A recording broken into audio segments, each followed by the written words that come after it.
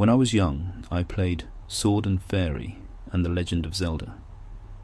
There were times I'd sit down to play, then look up and find the window had gone dark. That moment wasn't the feeling of being unable to stop.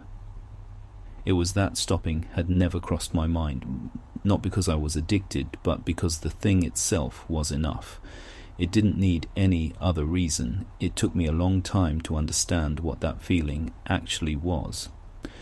Growing up, games had a bad reputation. They corrupt your ambitions, hurt your studies, waste your time.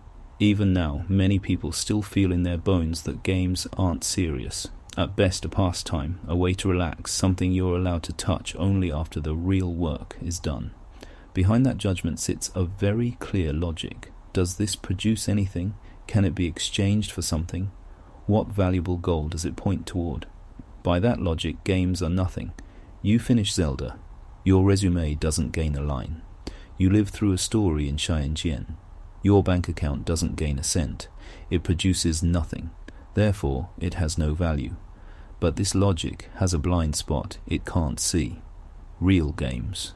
Not the kind that trap you with rare equipment, force you online for guild wars, or let you pay to crush other players with raw numbers, but the kind that keep you there simply because the thing itself is good. In those games, the relationship between means and end is reversed. You set a goal. Defeat this boss, solve this puzzle, finish this journey. But that goal is really just a reason to keep playing.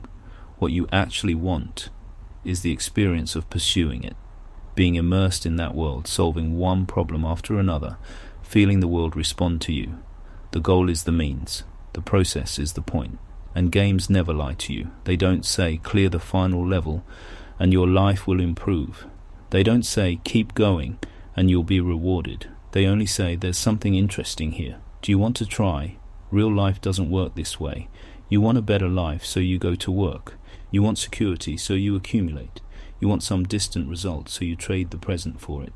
One process you don't enjoy after another, in exchange for a future that may or may not arrive. The means is painful. The purpose is somewhere else. Now is for later. Process is for outcome. The thing you're doing right now doesn't matter in itself. What matters is what it can be exchanged for. This logic is so familiar, it's become air. It became obvious, became the standard by which everything is measured, including games. But judging games by productivity logic is like judging work by game logic. Are you having fun at your job? Are you immersed in the process of working?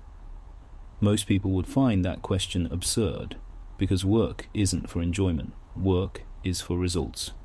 But the reverse is equally true. Games aren't for output. Games are for the process itself. Two different logics, native to two different worlds. Use one to judge the other, and of course nothing lines up. We have lived inside the logic of now is for later for so long. Long enough that we've begun to believe a thing has no meaning unless it points toward some external goal. Long enough that we've forgotten there's another way to exist, one where the purpose lives inside the process, not somewhere beyond it. Games didn't teach us to escape from reality. In the gaps of real life, they preserved something that had almost disappeared, worth it in itself.